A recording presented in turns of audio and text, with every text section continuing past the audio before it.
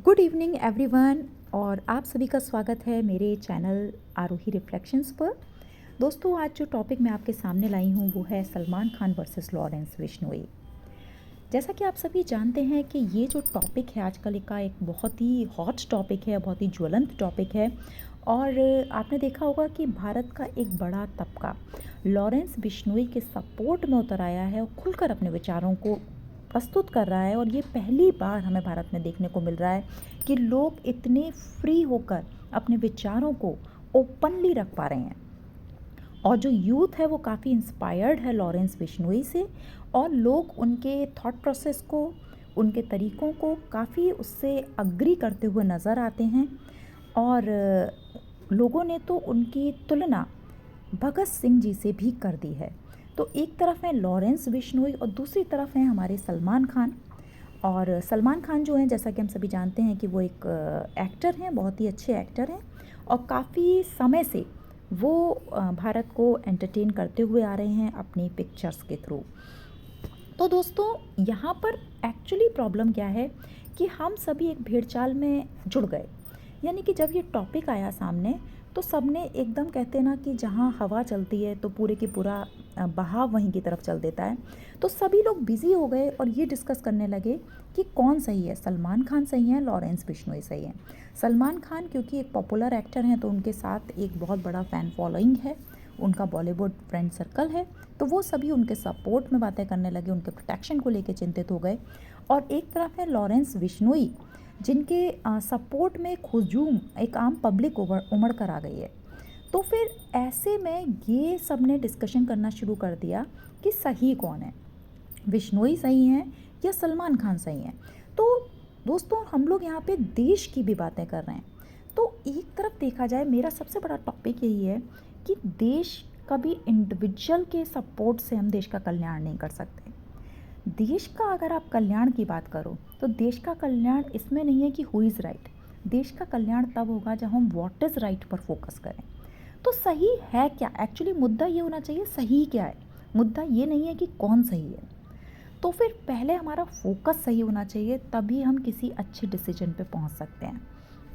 अब हम इस पूरे प्रकरण को बहुत छोटे उसमें पहले तो एक बार इसको एनालिसिस करें कि आखिर हुआ क्या है। तो दोस्तों, सबसे पहले मैं आपको ये बताना चाहूँगी कि मैं किसी एक, यानी सलमान खान या लॉरेंस बिश्नोई के सपोर्ट या अगेंस्ट में बात नहीं करूँगी। मैं एक न्यूट्रल मेंबर की तरह से यहाँ पर अपना पॉइंट ऑफ व्यू रखने आई हूँ। तो अगर हम इस चीज़ को देखें तो सबसे पहले किसी भी निर्दोष जीव की हत्या करना गलत है। अगर आप किसी भी जीव को केवल अपने मनोरंजन के लिए मार रहे हैं तो ये बहुत ही गलत है, अपराध है। तो वह ऐसा हुआ, यानी कि एक गलत चीज़ हुई है। अब हम बात करें कि हुआ क्या था। 1998 की बात है, जब सलमान खान हम साथ साथ हैं की शूटिंग कर रहे थे। उस दौरान ऐसा बताया जाता है कि वो शूटिंग पर गए और उन्होंने, उनके साथ कुछ और मेंबर्स थे और उन्होंने शिकार किया ब्लैक बक का। उस दौरान जब उन्होंने उसका शिकार किया तो उन पर केस चलाया गया और उस केस के चलते चलते उनको कोर्ट ने सज़ा दी। अब वो आजकल बेल पर रिहा हैं। तो फिर ये पूरा एक प्रकरण था जो कि सलमान खान के साथ हुआ। अब जो हमारे लॉरेंस बिश्नोई हैं, लॉरेंस बिश्नोई का कहना ये था कि जो ब्लैक बग है, यानी कि जो काला हिरन का मामला है, वो लॉरेंस बिश्नोई जो हैं वो बिश्नोई समाज को बिलोंग करते हैं। बिश्नोई समाज 29 सिद्धांत पर चलता है और वो प्रकृति के संरक्षक कहे जाते हैं। वो पेड़ पौधे जीव जंतु की सुरक्षा के लिए उन्होंने अपने प्राणों की भी आहुति दी है।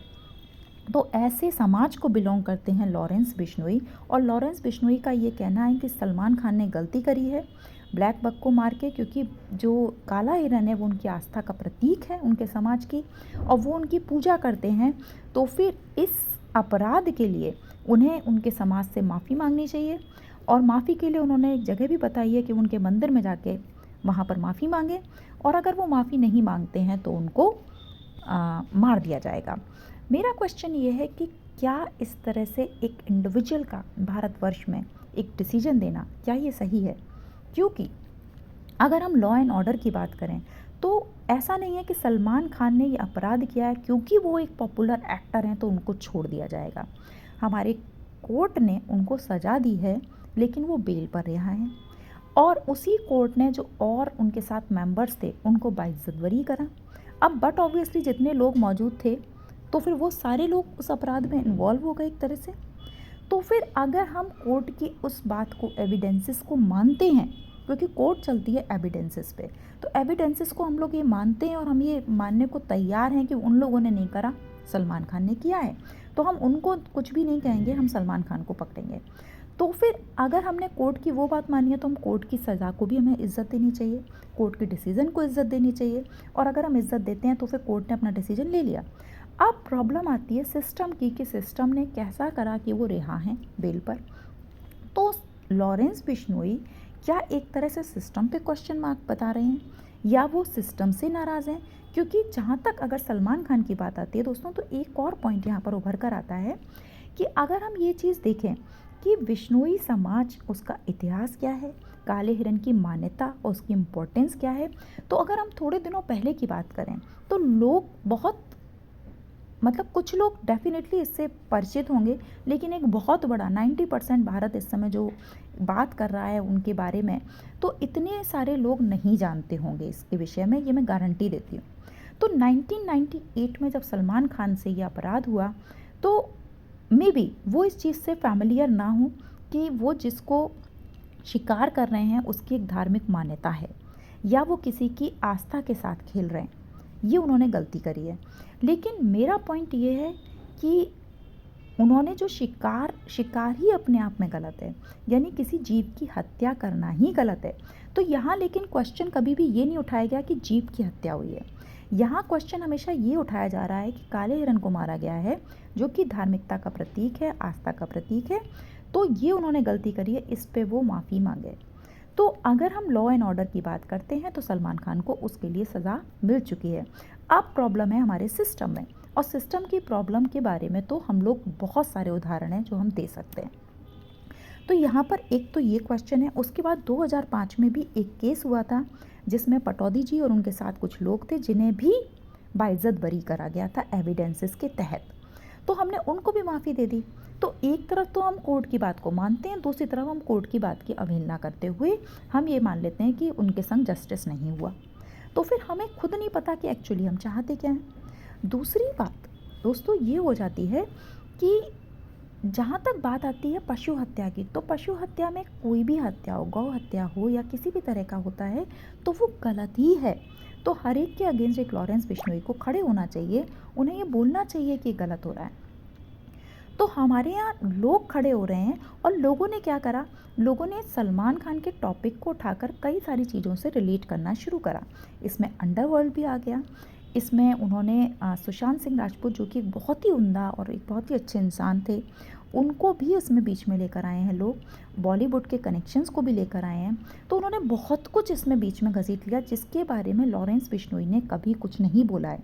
उन्होंने केवल एक बात की है, उन्होंने कहा है कि सलमान खान ने ये अपराध किया है, वो माफ़ी मांग ले, मैं उन्हें माफ़ कर दूंगा, अदरवाइज़ इसका परिणाम अच्छा नहीं होगा।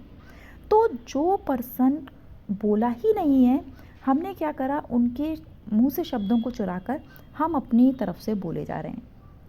तो उन्होंने अपराध केवल एक माना है कि उन्होंने जीव हत्या करी है, यानी उनकी आस्था के प्रतीक को उन्होंने छेड़ा है, उन्होंने उसकी हत्या करी है, जो कि गलत है। उसके लिए उन्होंने माफ़ीनामे की बात करी है और किसी विषय में बात नहीं करी है। बाकी सारी बातें लोगों के द्वारा उठाई जा रही हैं। तो फिर कहीं ना कहीं, और अगर हम बात करें कि ये जो हत्या हुई है या ये जो अपराध हुआ है सलमान खान से, या जो उन्होंने गलती करी है या अननोइंगली उनसे एक अपराध हुआ है, तो इसके लिए कोर्ट ने उनको सज़ा दी है, तो हमें कोर्ट का रिस्पेक्ट करना चाहिए या फिर नहीं करना चाहिए। तो अगर प्रॉब्लम है, अगर उनको बेल पे रिहा करा गया है, तो क्या ये सिस्टम से गलती हो रही है, सिस्टम से ढील हो रही है? तो इस विषय को लेकर मेरे पास बहुत सारे क्वेश्चन मार्क्स हैं। तो इस पे मैं चाहती हूँ कि सब लोगों का फोकस होना चाहिए कि क्या गलत हो रहा है। और इसके साथ साथ दोस्तों, मैं ये चाहूँगी कि नेक्स्ट में मैं आपसे बात करना चाहूँगी कि लॉरेंस बिश्नोई को भगत सिंह जी से कंपेयर करना कहाँ तक उचित है। इस पे मैं आपसे नेक्स्ट में डेफिनेटली डिस्कस करूँगी। तो तब तक के लिए बने रहिए आरोही रिफ्लेक्शंस पे। Have a good day and take care.